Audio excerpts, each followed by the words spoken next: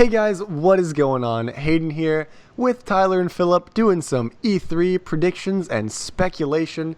Today we are talking about Ubisoft's conference, and I don't know about you guys, but I have a feeling that they're going to open up their panel like all the years before with a Just Dance 2018 flash mob. There's going to be frogs, there's going to be giraffe costumes, clowns, they're going to be dancing to the newest Chainsmokers song.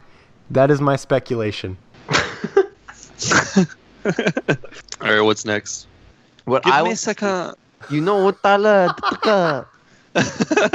What I want to see, and this is probably going to happen, but is Just Dance 2018 on the Switch, because that would be amazing. And you'd be able to take it around with you, and then you'd be able to just have a dance off anywhere. Yeah, I would say probably. It's been on Nintendo consoles since like forever. Jinx. You owe me a Coke. Why do I owe you a Coke? Who's Philip? That's how it works. Because I want a Coke. The next thing I think Ubisoft is going to show is Far Cry 5. I'm not exactly sure what they're going to do with it because it does have a February scheduled release date, so next year, 2018. So I have a feeling they'll probably show gameplay, but they don't really have to. They do have quite some time before the release, but I feel like E3 is the time to get it hyped, you know? What do you guys think? A nice trailer. I feel like not just like a teaser trailer, but like a full, like, kind of describing the mechanics in the game. That's what I would expect to see at E3. I don't know. I guess more about the bad guy, because that's sort of the core of a Far Cry game, right? The bad guy, and Yeah. you know, the psycho is kind of what drives you to play the game. Maybe this one will be different. Maybe not. I'm not really sure. I just kind of want to see, you know, what makes this game sort of different from the series. You know, cults are really, I think, always make a great game, only because, especially in a Far Cry universe, you want something that's going to give you chills, and I think nothing's going to do that better than a cult. So I think that this is definitely the right way to go for them. I would like to maybe see a dev come out on stage, maybe talk about the direction of the game, maybe a story trailer, maybe even just showing us the massiveness of the world. You know, we know it takes place in Montana. That's the one, because it looks like a person's face. But yeah, so I mean, it's a Far Cry game. You know, I love Far Cry as a game. Far Cry 4 was really, really fun to play. They don't really have to do much for my vote on the game. I just want to see more about the villain, I guess, is ultimately what I'm hoping they show off. Cool. Yeah, I agree. What do you guys think about new Assassin's Creed? So here's the thing. Think about this series just generally. You play an assassin that's part of an elite cult that goes around, finds targets, and kills them. Yeah. How do you mess up a series like that? I don't know. Ask Ubisoft. You know, Yeah, it's like such a great concept, but Ubisoft taking this break was a really good idea, because I really hope that they took that time to like go back to like what the series is, what it should be, how do they change it, what they do right, what they do wrong, and how they can move forward. You know, Hayden was mentioning something interesting the other day when we were talking about this game.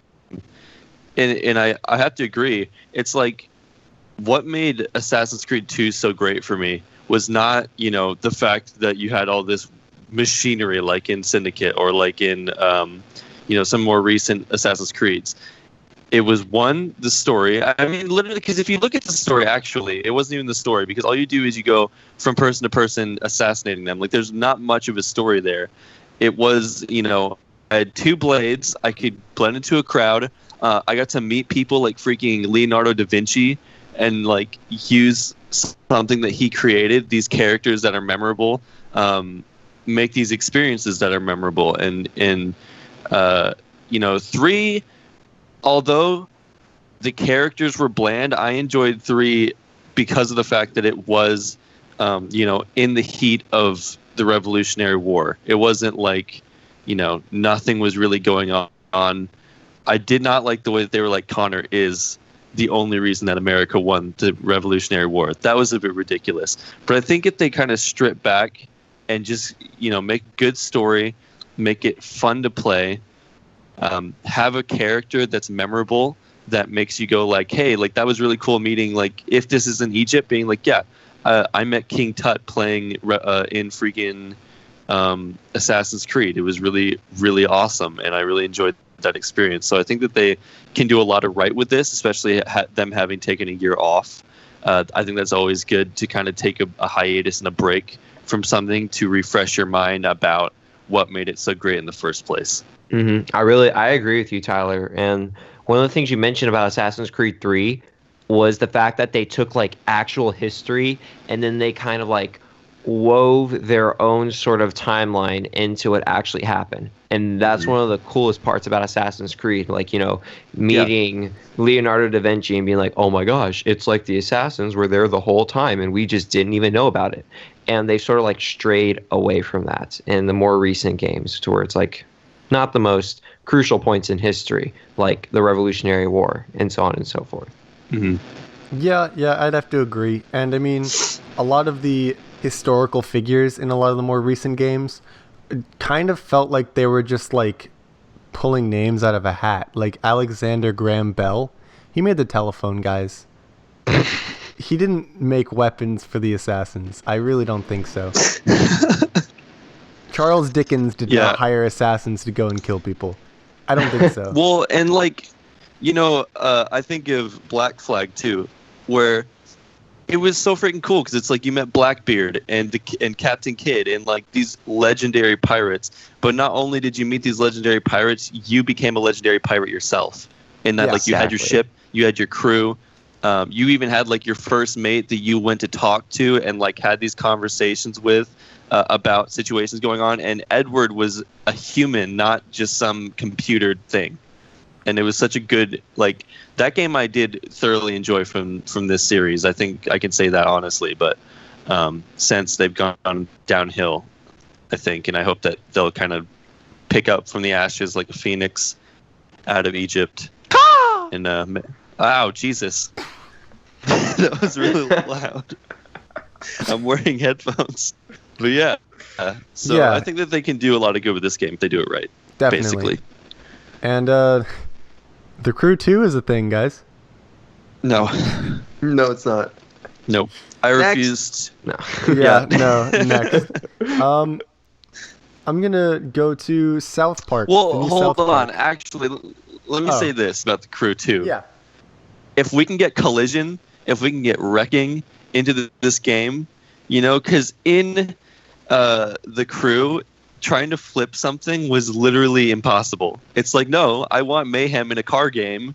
Obviously, I'm not just going to drive around the countryside all day and be like, hey, this is pretty cool. So if they can put mayhem, I probably won't buy it because The Crew is not a good game, but I would like it a little bit more than I like the original Crew. Good point.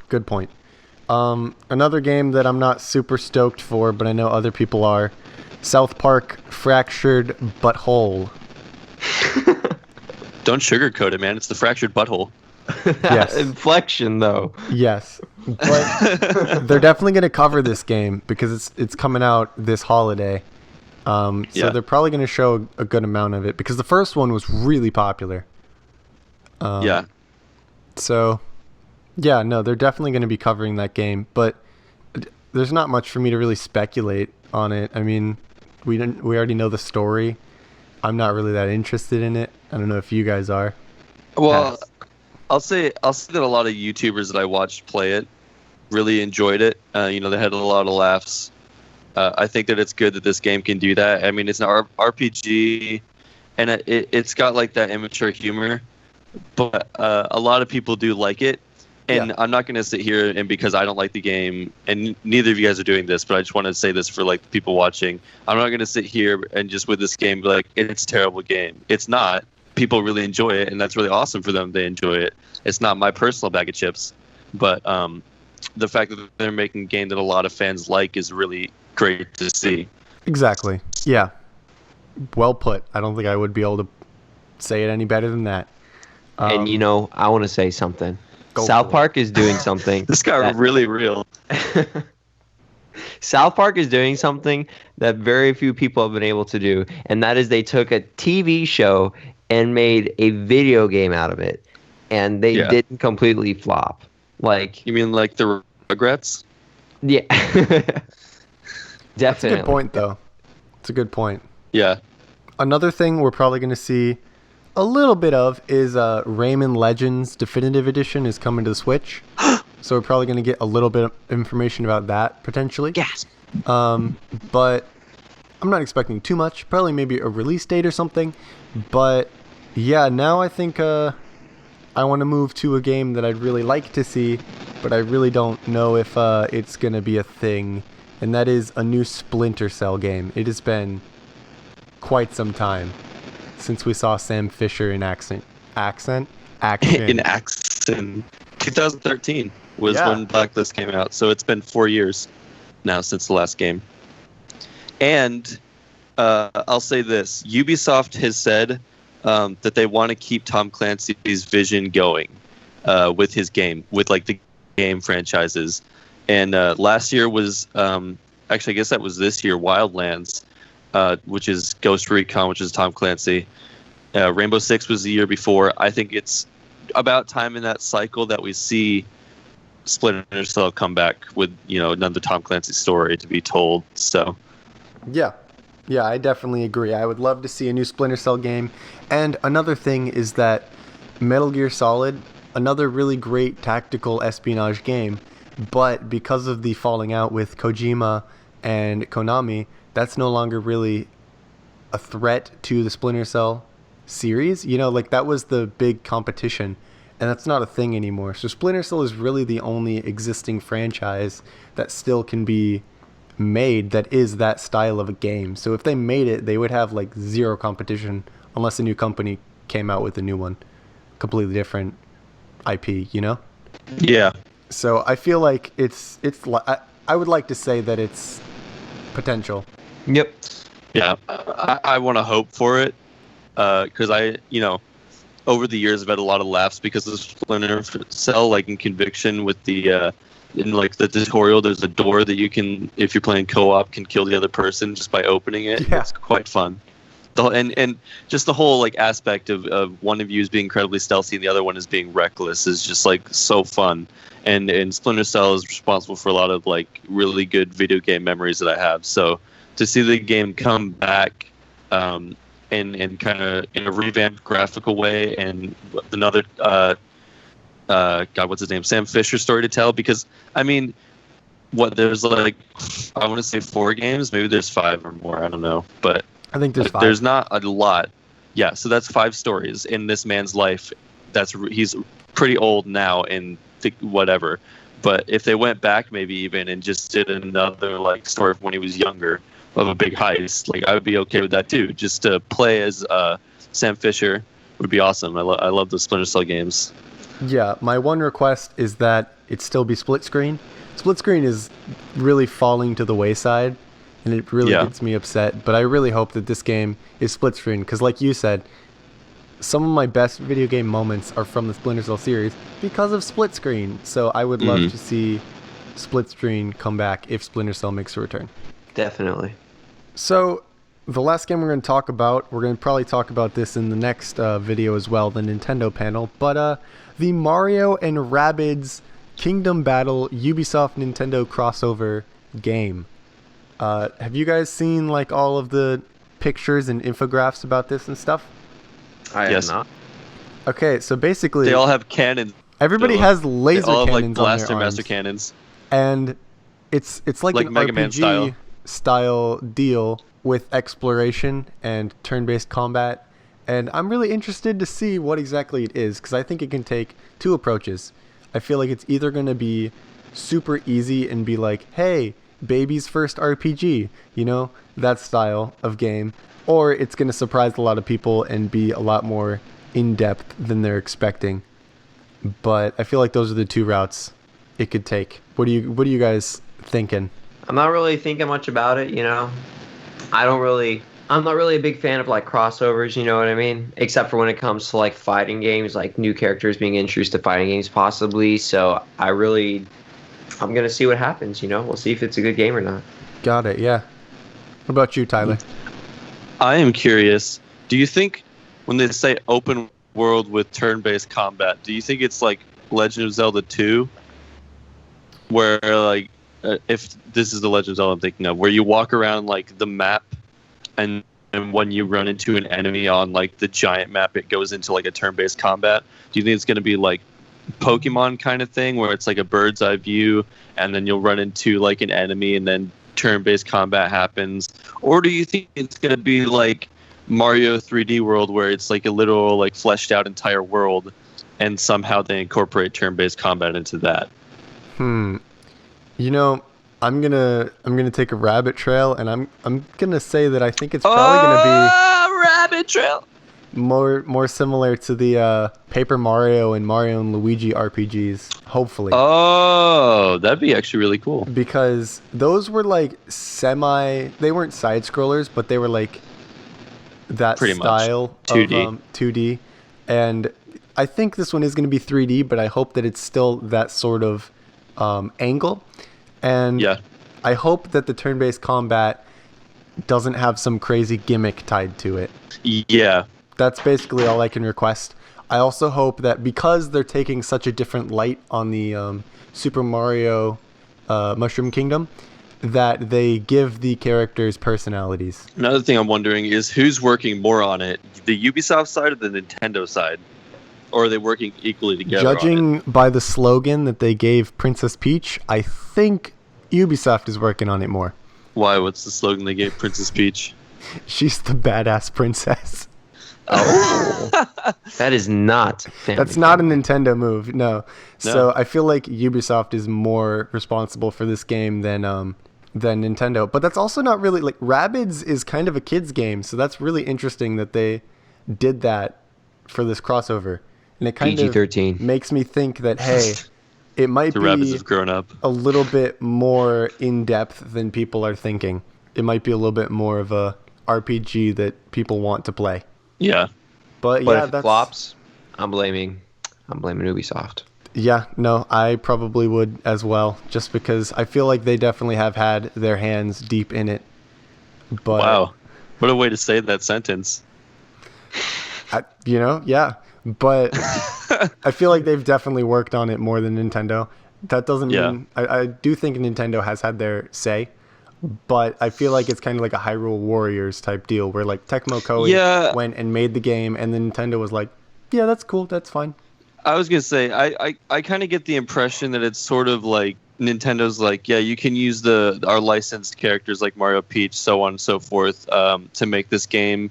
You know, we'll kind of oversee the project, supervise it, but we won't really stick our hands into it too much, type thing. I think it's one of those kind of deals. Yeah, Is kind of the impression I get. I definitely agree. But that is what we have for the Ubisoft panel. Unless they introduce some other new IPs, that's basically what we have, what we believe is going to be there. So, yeah, unless you guys have anything else to add. No, I mean, see, like I would speculate some game to come back, but other than Splinter Cell, all of their big titles are coming back, and they're already confirmed to be at this E3. So I mean, that sets up for an exciting E3 showcase, to see what they do with that, with all these big hitters that they have. Yeah. Because these are kind of all of their main titles that they definitely. have. And they also just recently completely redid their logo. So Yeah, the swirl. So that would Oh, since like 2003 was the last time they redid their logo. So like, big deal. yeah. So here's my other thing I think they're going to do. I think they might show what the season 3 characters are going to be for For Honor, maybe. For Honor? Or some kind of For Honor something, yeah. That's true, because I always forget that game is like currently being updated constantly. Yeah. Yeah, and that it's a Ubisoft title. Yeah, its quality just doesn't match the other Ubisoft titles. It's No. like far above currently. But yeah, no, that's Ubisoft. That's what we have. And thank you guys for watching this video. Let us know what you think. If you agree with us, if you disagree, either way, we'd like to hear. And catch the next video, Nintendo. Until next time, stay beautiful.